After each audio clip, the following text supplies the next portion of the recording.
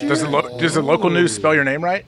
Yeah, how about that? What do we think about it? So there's a first take this. By the way, very thankful and appreciative of the opportunity for some of our content that was created here, mostly from a guy that's friends with that guy and a conversation we are very lucky to have. I love that it has become a plus to the sports media world, okay? We have added to the sports media world. I think anybody that's in the sports media world, especially on a daily basis, we understand that, sometimes there's a lack of shit to talk about. Yeah. So I'm appreciative of the fact that we are in that game now. It's very cool. Aaron is very nice with his time. We've obviously got in there with other stuff and stuff like that, but it's awesome. AJ broke news on here and then broke news, the same news on like 4 different outlets or whatever the case is.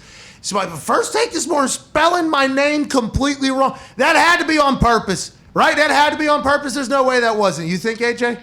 I mean, okay, I understand if you are putting something together. And you're like, okay, let me make. Phonetic. I'm not exactly sure how he spells McAfee. The name's on the screen 2 times. It's been on before. Yeah, that's what I'm saying. All you gotta do is open your eyes and look at anything. That's right above your head. Instantly. Yeah, it's right above your head there, and then normally it's probably right down on the bottom left. So it's got to be on purpose, right?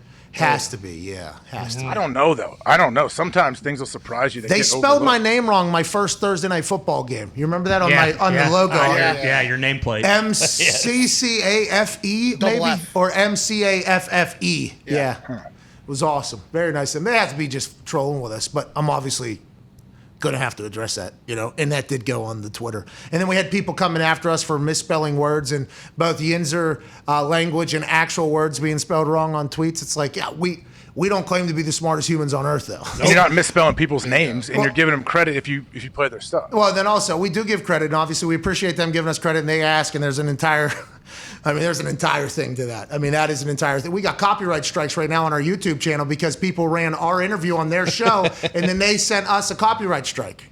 2 of them. That's happening right now. I mean, you can appeal that or whatever somehow, yeah, right? Yeah, but one's up in flux or whatever. Mm-hmm. The one is for 2 weeks, it's been up in flux. These people asked us to use the conversation. We say, absolutely, thank you for even asking. This is very nice of you, whatever, do they? Yeah. And then we get a copyright strike from them on the original show that they took it from. And we asked YouTube, we're like, hey, what the fuck? Is there any way we can... We actually do not have the technology right now to be able to tell when a clip was run first and everything like that.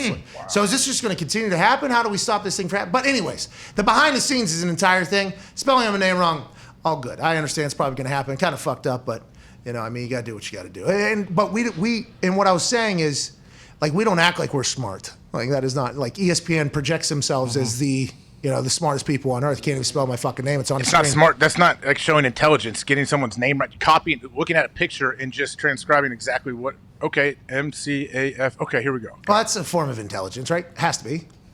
It's a form of awareness, I would say. Common sense. Oh, so you're saying awareness would go into the street smarts bucket as opposed to the intelligence bucket. Awareness is definitely part of, like, street smarts, I believe. Just if you have awareness, just figure it out. I tell my kids all the time, hey, don't keep peppering us with questions on how to do something. Just figure it out and then come back to me. Big figure it out person. I think, by the way, that might be the biggest street smart thing of all time. Just figure it out, okay? And by the way, whenever we're done, we'll probably look back on it and say, could have probably done this like 17 different ways that would have been more efficient and smarter, but we did it this way and we got it fucking done. So that's just how it's going to be. That's how you learn. But I feel like the intelligence of just looking at, I think that is an intelligence thing. I do believe that is an intelligence. Yeah, for sure. Also, places like ESPN and these like big networks, they have like 75 people to make sure this kind of stuff doesn't go to air. We just have Z. Like that's the only, so it's kind of like Yeah. Anyways, I love Stephen A. Smith. First Take has become the Stephen A. Show.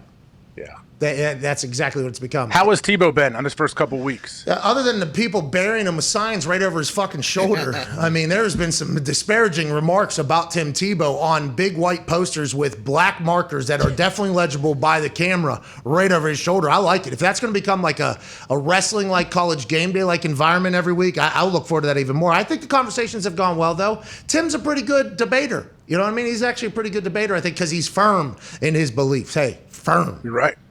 You're right. And I'm sure he's had people pushing back and questioning his beliefs and everything that he does his whole life. So, yeah, he's used to that format. He does seem to be very comfortable on TV now.